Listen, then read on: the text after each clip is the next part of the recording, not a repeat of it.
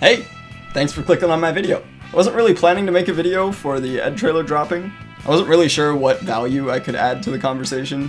Like, I don't really want to make a reaction video. Plus, if you want to get into the nitty-gritty of how the character's gonna work, you can just watch, like, pretty much any pro player's channel right now. They'll give you all those details.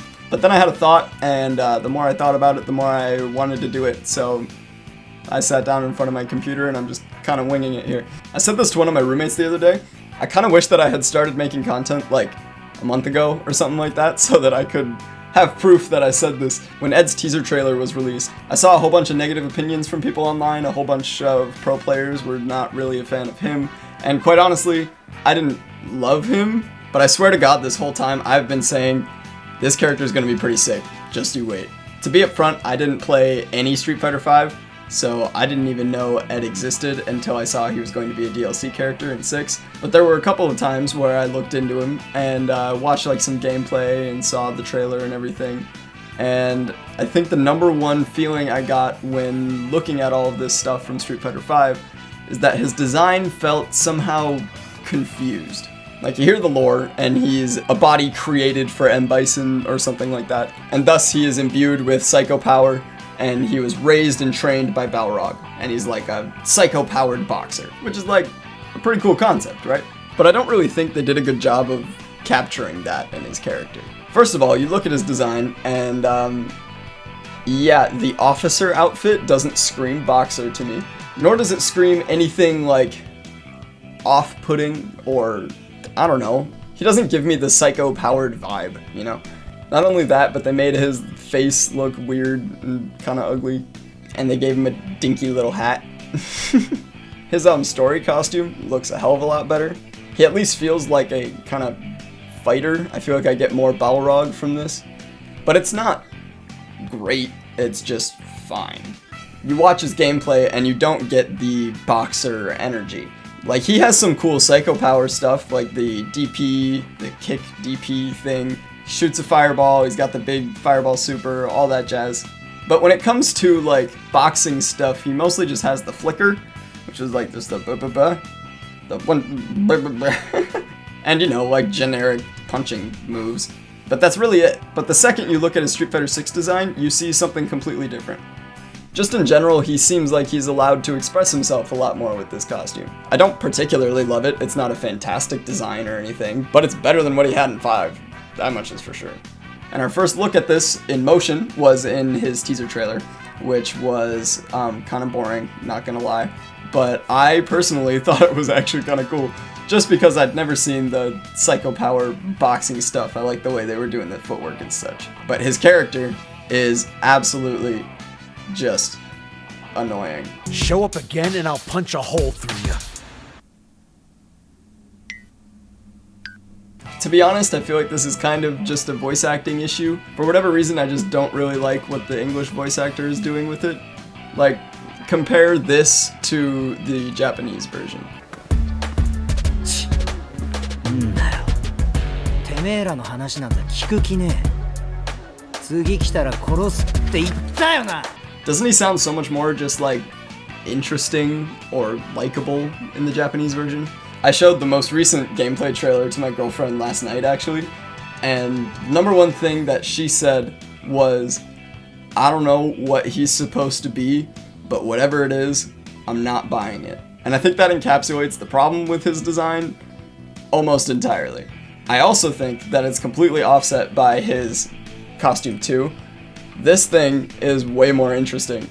It gives you the boxer vibe, it gives him like an athletic feel, especially like a modern athletic feel. Bro's got the compression pants under the basketball shorts. That's for optimum performance, baby. My favorite part about it is it actually reminds me a lot of Little Mac in Smash Bros. His costume with the hoodie on and everything, and I love me some Mac, so I'm into this.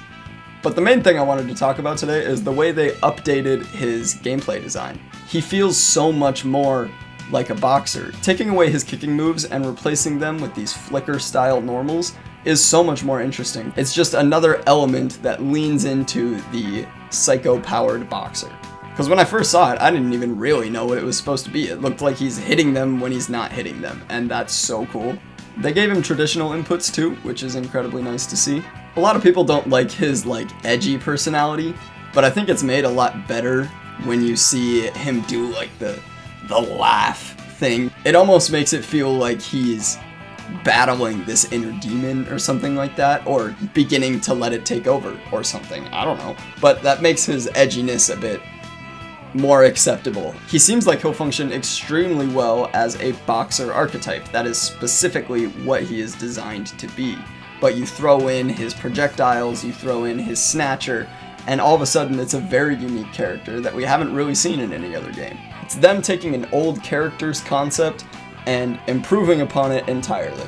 And that seems to be the entire design philosophy behind this whole game, because this isn't the first time we've seen this. I mean, you go back to Aki, who is the most recent DLC character.